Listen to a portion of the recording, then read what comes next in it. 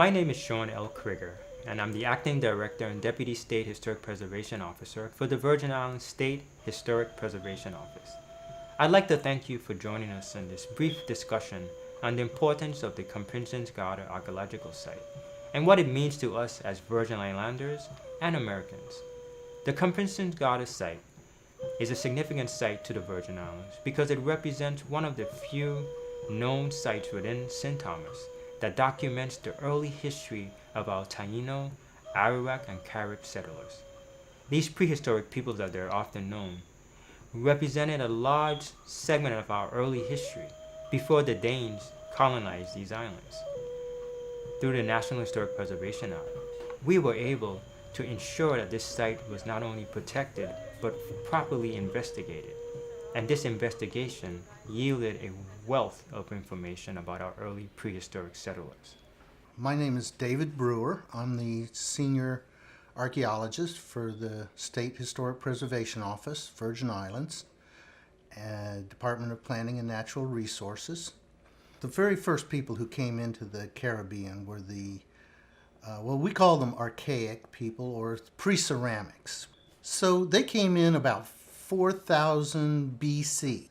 They were Stone Age people, and their tools were stones, nets, fish spines, bone, things that didn't last. So these people had a rough time of it. They settled mostly along the coast. They were eating a lot of fish. They ate a lot of land crabs. At one point, they were even referred to as the crab people. They were around for 1,000, 1,500 years, but then they were replaced by the early classic Taino. The Taino, we know, came out of South America. We also suspect that they were coming out of Central America at the same time and inhabiting the Greater Antilles, coming up the Lesser Antilles, the Windward Islands, and coming down from the Greater Antilles, Cuba, Jamaica, Hispaniola, Puerto Rico. Now, the early classic Saladoid, they're the ones who we're most concerned with. They had the most beautiful technology, ceramics. They brought the technology from South America, and many of the motifs on the pottery, the colors, the designs, are reflective of South America. But they were very good about the quality of their ceramics.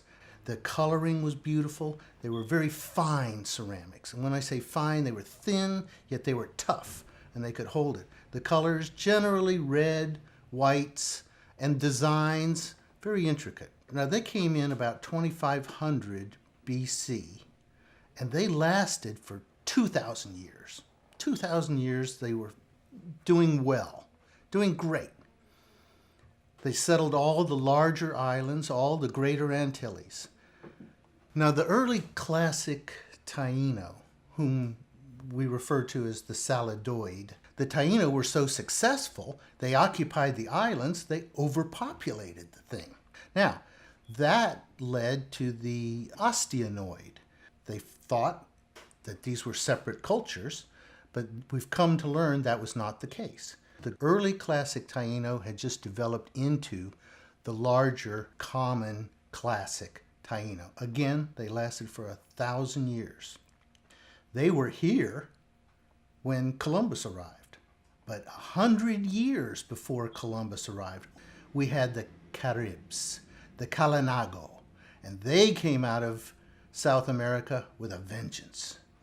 They came up the Lesser Antilles, island by island, island hopping and conquering. Now, the Lesser Antilles, the Windward Islands, were not very well populated, so it wasn't that big of an operation to take over one island after another. But by the time they had reached St. Croix here in the Virgin Islands, it was 100 years before Columbus. In fact, we have evidence that on St. Croix, both Taino and Carib, Kalinago, existed at the same time. And they would raid each other's. You stay on your side of the island, we'll stay on our side of the island, but we might raid each other for wives or goods or just for fun. But as they were warring with each other, that's when Columbus shows up. And he found this enmity between them, and he exploited it, and he helped the Taino fight and actually help wipe out the Caribs. Caribs had taken all this technology, so the ceramics, they knew how to make ceramics, but they were warriors per se, as opposed to farmers, agriculturalists. The Taino were well known for being agriculturalists, sedentary, big villages, lots of people. The Caribs were small, family-oriented, fighters, fishermen, deadly fishermen. But that's what Columbus walked into and exploited to the detriment of both tribes. And everyone knows the story after that. Hello, I am David Hayes. I was the principal investigator and lead archaeologist on the Main Street project in downtown Charlotte Amalie. We found this site when the street was resurfaced and the new water line was installed about 4 feet down. And so in January and February of 2014, we came down here with a crew of 12 professional archaeologists and a combination of people working for us and volunteers from a number of sources, and excavated the site over a period of 3 weeks, working 6 days a week. I was able to realize that we had hit an undiscovered major component of a site that had sort of been known from before, from previous work back in the 80s.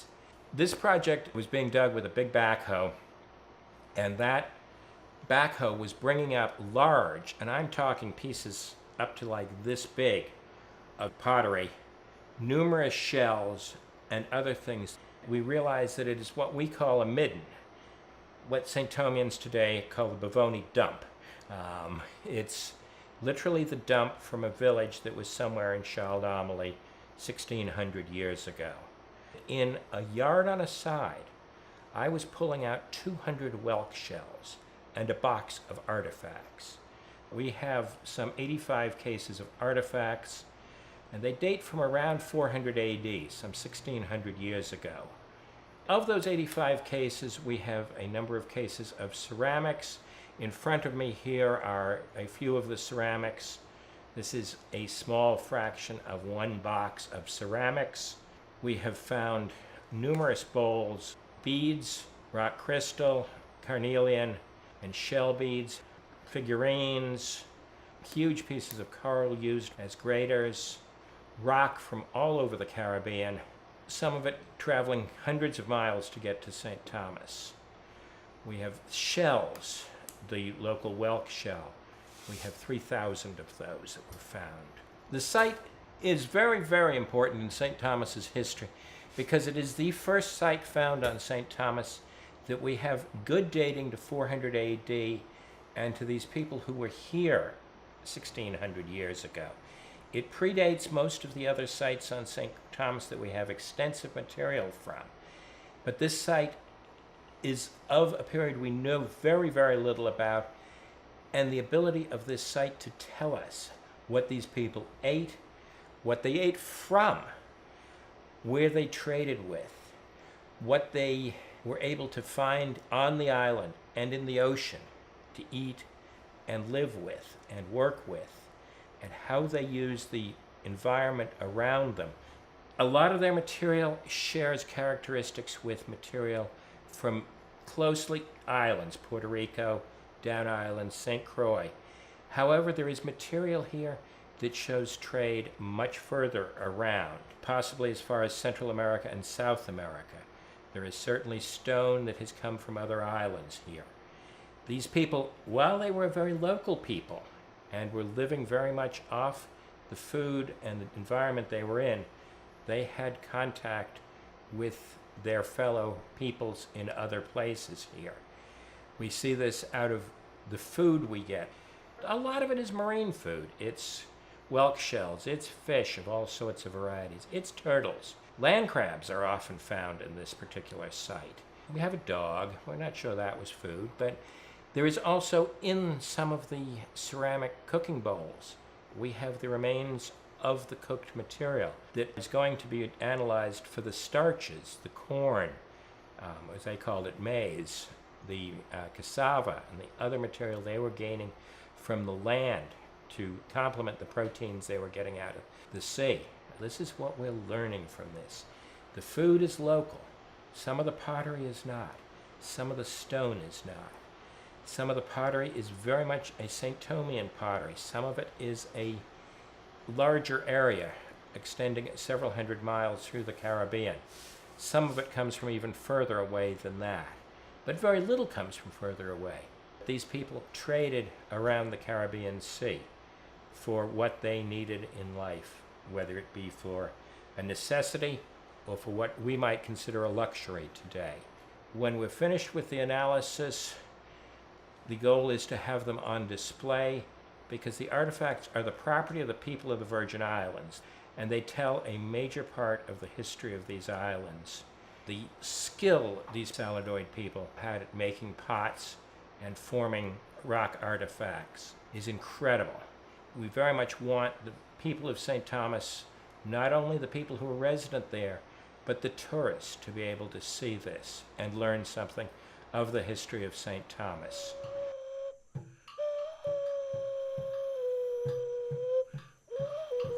What I have in my hand is two pieces of a stone axe. They're good size, they fit into your hand very well. To look at the edge on this thing, it's really quite an edge to have been put on a stone tool. And if that was in my hand and I was chopping with it, it'll take down a small bush, it'll certainly cut fish, it'll break any shell that I happen to need to break.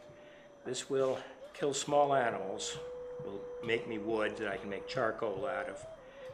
This stone is traded throughout the Caribbean, and it's much finer than most of them found, and it's a very valuable stone. What we have here is a piece of elkhorn coral that was found down on Main Street in the dig. It has never been washed since we got it because it contains starch grains that were used when they were grinding things, and they would have a stone like this and would be grinding corn or maize, cassava or yucca, and anything else they wanted to grind down. But this is a grindstone of the kind that was being used here for grinding corn, maize, yucca, cassava. Could be cotton to get the seeds out, or whatever they had growing.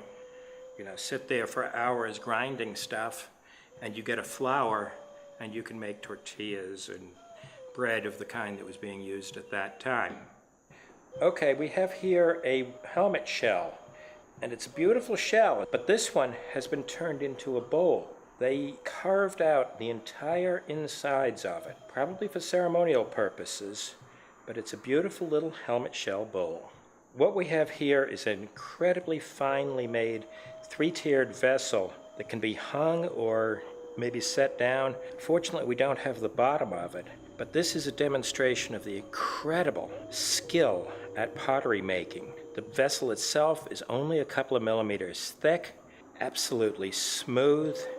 It is a truly spectacular piece of craftsmanship.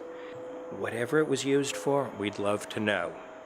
This bowl, assembled out of many broken pieces there, is one incredible bowl. As you can see, it is almost a foot in diameter, and it has this incredible ring around the lip that is detailed within the thing with tiny little cross hatchings that are painted red. And then it's got the little nubbins that stick up on the side there, almost as though they're handles. This piece is got a lot of typical things with the other islands around here, the incising, the patterns, but it seems to be unique to the St. Thomas and particularly to the Main Street project. And in this, it may actually represent some form of their religious beliefs and their spiritual beliefs at the site 1,600 years ago. This is an incredible item. This item actually shut down all the archaeological work on the site when it came out of the ground. We have here a frog that has been carved out of the inside of a shell. These are very, very rare. They're very, very beautiful. And we are very lucky to have one. The frog was part of the deities of the people at the time. It's used as a pendant. You can see the hole in the middle of the back to run a string through and carry him around your neck as a offering to the frog god of the time. What we have in front of us here is a large fragment of a communal bowl. We can see on the inside of it here the remains of the food that was prepared in it. We have an entire side of it from the bottom to the rim, and you can see the charring on the inside and the little decorations on the edges. We're looking at the outside of this large cooking pot. If you look carefully, you can see the coils that were used to build it up. You can see the burning at the bottom of the thing when it was put on the open fire after it was made. But this was a large bowl, probably 15, 18 inches across, so it would hold a lot of food for a whole family for a night. These people were superb potters. They did not have a wheel. They had to build all this up by hand. This piece is one of two very similar pieces that were found on the site, and they demonstrate the trade networks of the people here 1,600 years ago. These pieces are very rare in the Caribbean. There's only been several dozen of them found, but they're scattered all over the Caribbean. We don't know where they're made, because their patterning is not what the people here did in most of their work, but are ones that are found throughout the Caribbean once in a long while. The example being here, out of the probably 10,000 pieces of pottery, we have found 2 of these. They are found in places like Pearls on Grenada, down in Trinidad, down in Puerto Rico, in that quantity. Very, very rare. And they all look very similar, and they are a demonstration of the trading patterns that were taking place here in the Caribbean 1,600 years ago. This piece is known as a white on red piece of pottery. It's made by making a very nice piece of pottery out of the local clays, and then you take local minerals and you coat it with a red slip coating. And then you let that dry, and you then create a white material that you can paint or rub onto the pottery. And as you notice, there are patterns in the white, done with fingertips or sticks. This is the traditional pottery of the Saladoid people. We find it in Puerto Rico and down island. It is a marker of these people. This nice little piece of yellow-orange rim is, again, a classic Saladoid artwork.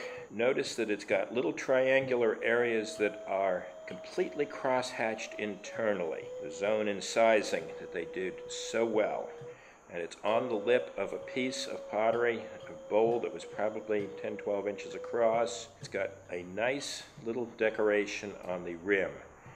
2 little nubbins with possible eyes in it, and there was probably, where the broken pottery is at the rim, a little upstanding piece that may have had some sort of decoration on it to distinguish this bowl as to whether it was a ceremonial bowl or just a common use bowl.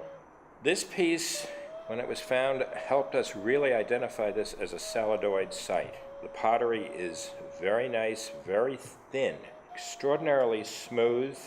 It's only less than 5 millimeters thick, and it's just so finely made. And then you look at this little lip that's on the outside edge of the bowl at the top, and you see the red paint on it. This was made again from local clay, and the red paint is a local mineral. There are a number of them that can be made into red slips, and you can grind these up, possibly on a piece of coral, add it to water, get it to the thickness of maybe yogurt, a little thicker or maybe a little thinner, depending on the skill of the craftsperson. And they very often were women. Then you place it on here and just brush it on with whatever you've got, maybe a leaf or just your finger, and you get this lovely red edge. And then you finally fire it in basically the cooking fire that you're using. There's no specialized kilns here. You build a fire and you close it in, and you put the pottery in there, and you leave it in there until you decide it's burned out and it's hot as it can get, and then you take it all out and you have a beautiful bowl like this. Little handles on it. Could be a religious bowl or it could be just a fancy bowl for one of the leaders, the caciques of the local area. Here we have the end of what, if it was made today, would be called a little nut bowl. It's a small vessel, oval in shape, about 6-8 inches long and 4 or 5 inches wide, very shallow. And it was used on a table or as an offering piece. This one is very well decorated, both with little characters at the apex of the curves, but it's also marked along the rim and internally. The rim is also painted dark red. So these people had multiple ways of making paint and enjoyed the different colors. They're using this sort of stuff. In many ways, their environment is very generous to them, and they know how to extract what they need from it. But this is a beautiful little decorated piece of a small bowl, probably holding something of importance because it's small enough that they don't have a lot of it. Here we have one of the incredible carved sort of faces that come out of the Saladoid people. This one has 2 large eyes with black paint around them and red paint on them, and then a set of lips underneath it protruding, sort of as though they're waiting for it to be fed. And it's very interesting because the lips are not centered under the eyes. They're centered as though it should be 3 eyes on this thing. Quite possibly a symbolic representation of some religious event, but since these people left us no writing, we don't know what this really means. But it is an incredibly crafted piece, again, very finely made pottery, and then very well artistically decorated. Here we have the back side of that face, and when we look at this, we realize that that artist wasn't using a lump of clay to carve. That artist was sitting there, taking a pot, and very carefully forming it into the 3-dimensional face that was going to be built on the outside of it. Here is a handle for a basket-type ceramic bowl. Again, an extraordinarily rare piece. Only 2 or 3 of these have been found in the entire Caribbean. This is made out of local St. Thomas clay, and we have about 2/3 of it. The fun part being the little humanoid face. You can see a nose, a couple of eyes, some eyebrows, maybe cheeks, and some lips and a chin.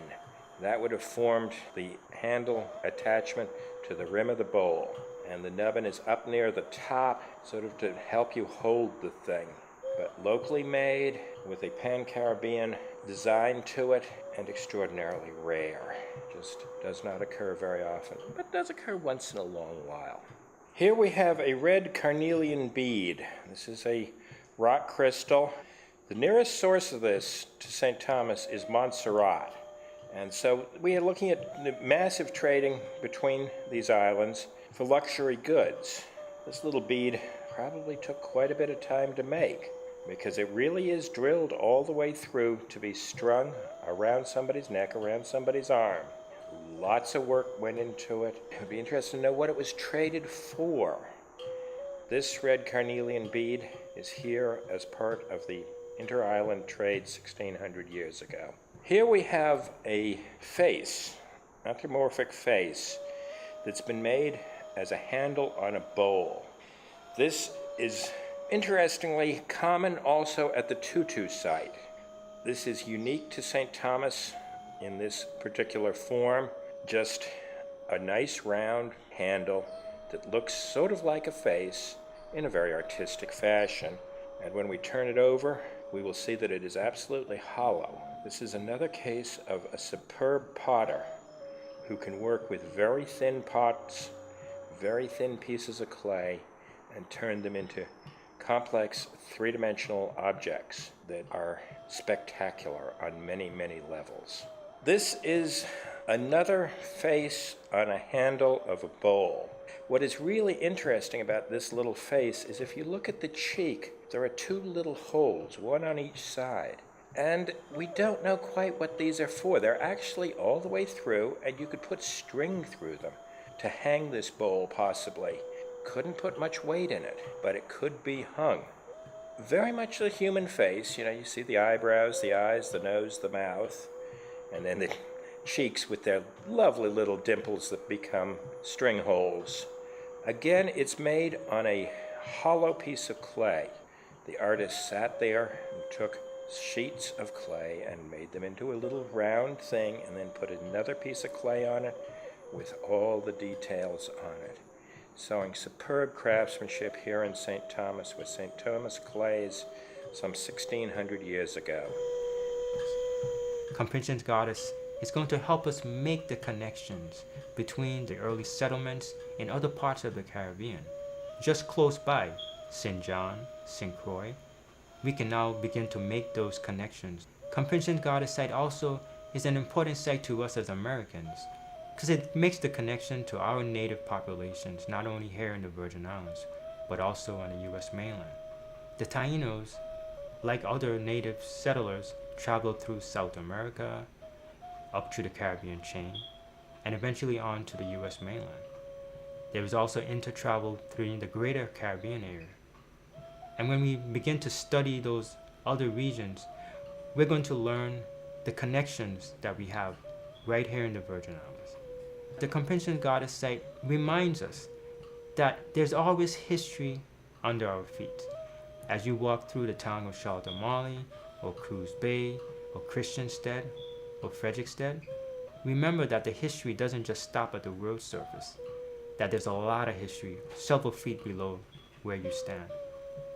I also like to encourage you to visit our historical sites here in the Virgin Islands and learn more about the importance of these sites, not only to us as Virgin Islanders, but Americans, and our greater connection to the Caribbean, Africa, Europe, and South America.